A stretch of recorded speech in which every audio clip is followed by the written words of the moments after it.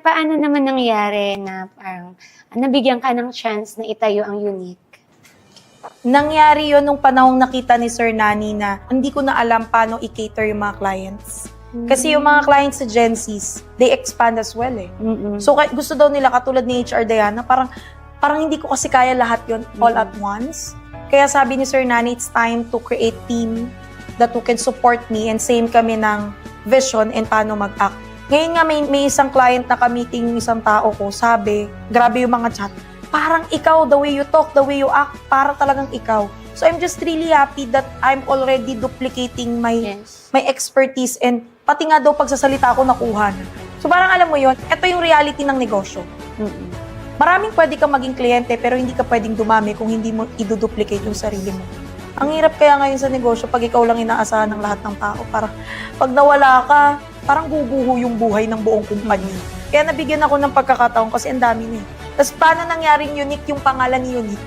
Kasi nung nag-uusap kami ni Miss Nads, which is the founder of Unique, sabi niya, ano kayong pangalan ng business natin? Gusto ko yung something unique ha. So, pwede Unique, crafting solutions just for you. Siya kasi Unique kasi hindi lang kasi siya magiging HR consultancy. Sa sec talaga namin, unique services talaga siya. So marami kaming pwedeng training na ibigay. And yun yung isang bagay na I think kaya pumitik na kay Sir Nani na it's time. Kasi ang dami na talagang client, tas ginigest pa ako kung saan-saan, parang hindi na mapigilan. So might as well make it business. Yes. And nakakatuwa, no? Parang andun yung opportunity, nung ready ka na, binigay na sa'yo. Yes, ako rin nagulat. Nagulat ka, di ba? And yun din, sinabi mo na kailangan ma-duplicate mo yung sarili mo. And it's very important talaga. Kasi if hindi mo na-duplicate yung sarili mo, ikaw rin ang mahihirapan.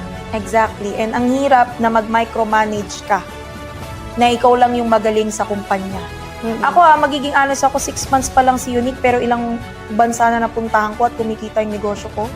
Because my goal is not to be in the office always, but to really create stars as well.